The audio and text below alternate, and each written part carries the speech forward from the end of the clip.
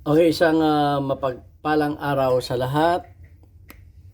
At ito pong muli ang inyong Pinoy Firearms Instructor na Gunsmith din naman. At welcome po dito sa ating munting YouTube channel. At bago ako bumati at magpasalamat ay gusto ko lang basahin ang katanungan ni Frank Francis.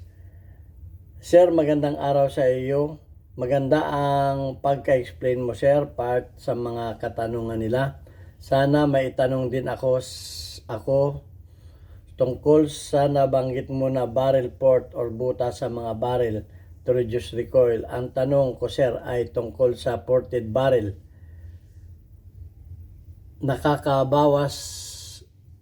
Nababawasan ba ng feet per second ang bullet or ang speed ng bullet dahil sa sumingaw na ang pressure bago lumabas ang bala sa barrel? Maraming salamat, sir. God bless. Okay, maganda rin itong katanungan na ito at bibigyan natin ng kasagutan. Okay, bago ko bigyan ng kasagutan yan ay gusto ko lang kayong pasalamatan. Unang-una, batiin ng isang mapagpalang araw sa mampanig kayo ng mundo, lalo tikit mga OFW. Mag-ingat po tayo dahil tag-init na, sa mampanig kayo naroon. At mag-ingat tayo sa ating mga trabaho na huwag tayong maaksidente. At pinasasalamatan ko ang ating mga subscribers. Patuloy ang mabagal nating pag-angat. Pero maraming salamat sa inyong share ng ating mga videos dahil nakakatulong kayo para at yung inyong mga like para umangat yung ating YouTube channel. Gayon din, maraming salamat lalo tigito sa mga hindi nag-skip ng ads. Ang ating pong YouTube channel ay ginawa natin para sa ating mga estudyante na tinutulungan. Tayo po ay charity vlogger. Ang kinikita po ng ating YouTube ay tinutulong natin sa 6 na estudyante na mga anak ng single parent. At maraming salamat do sa mga hindi nag-skip ng ads at do sa mga nagpadala dito sa ating GCash number. Yan. Nakatulong po yan sa pambaon ng ating 6 na estudyante. At yung mga pinadala ni Noli Peace America sa ating premier videos at ni Boy Omay ay ibibili natin ng school supplies. Maraming salamat sa inyong lahat. Okay, at tumungo na tayo sa katanungan. Ito po yung mga ported. Yan, yung mga ported na bar, may mga ported. At bukod pa yung may mga built-in na parang stab, ang tawag dito ay kalimutan ko na. Sandali. So, bakit nga ba ito ba ay nakakabawas? Ang tanong, nakakabawas ba ito dahil singaw na eh? Okay, yung mga paliwanag natin, yung mga mas malalakas yung mga long barrel kisa sa short barrel. Mas malalakas yung mga long barrel. Ay bakit, paano naman itong mga ported na to? Nakakabawas ba ito ng ng feet per second doon sa travel ng bala? Ang katotohanan, ito po ay nakakabawas. Nakakabawas ito ng ng speed. Okay? Ng bala. Ang hindi lang pare-pareho, depende sa laki ng mga butas na yan at sa dami ng mga ported na yan.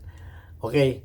So, ang nababawas diyan ay 10 feet per second ang nababawas. Depende nga, 7 to 10 feet per second ang nababawas. So, may nababawas nga sa sang-ayon do sa mga nagtesting nito.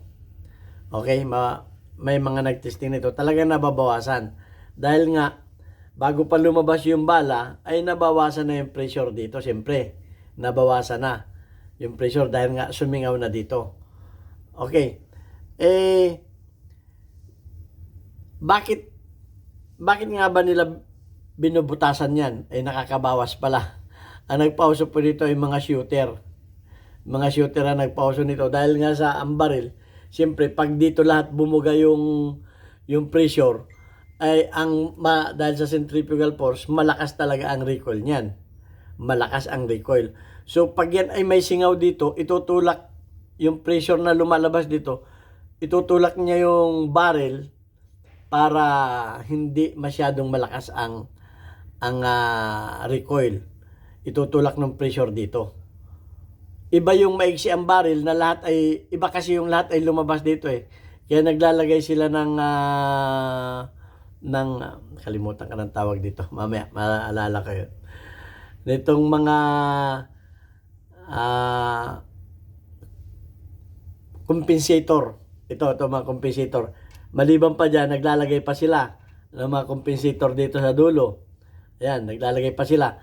At ang butas na naman ay meron sa gilid, meron sa magkabila para yung sa palag, at meron din dito sa taas para mabawasan Talagang nakakabawas talaga ng recoil.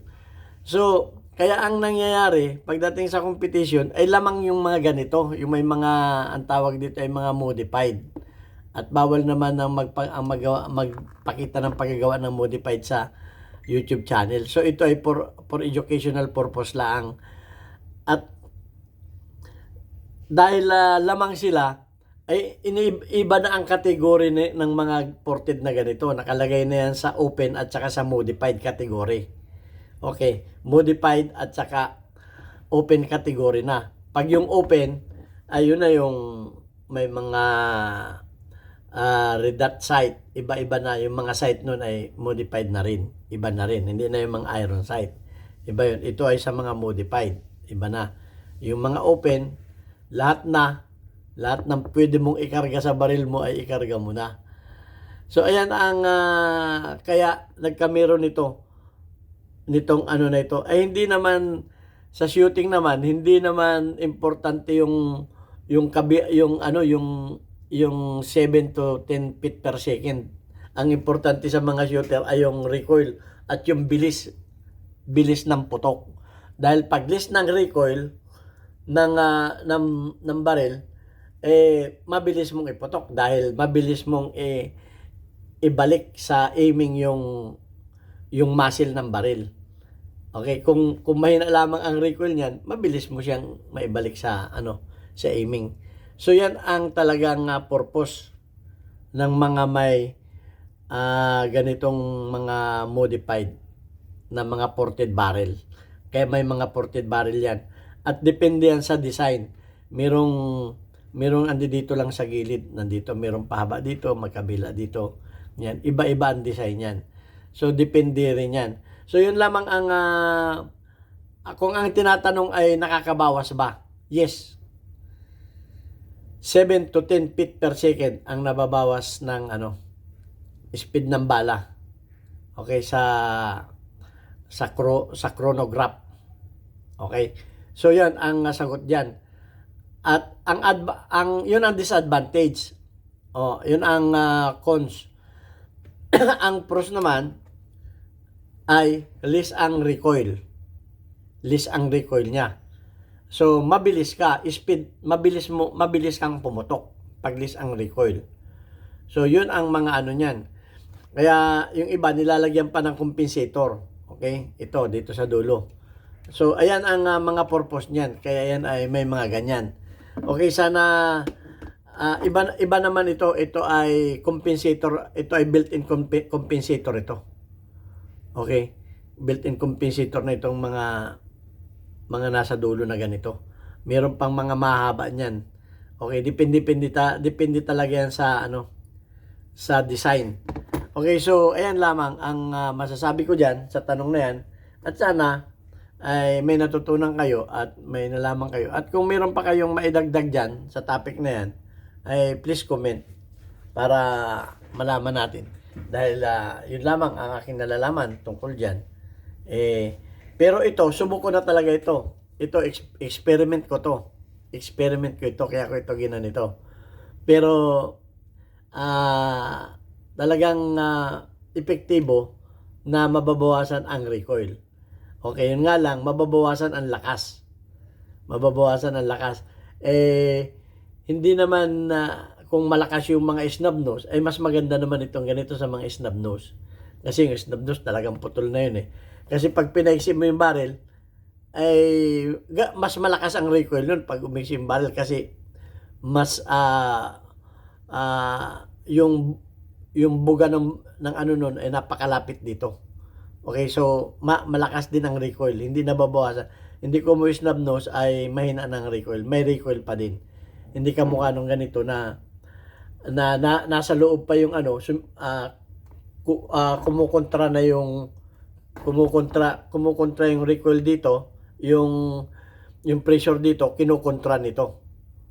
Okay, so magkakontra kaya malaki ang nababawas. Okay, yun lang ang masasabi ko. At sana may natutunan kayo sa maiksi natin video. At magtanong lang kayo.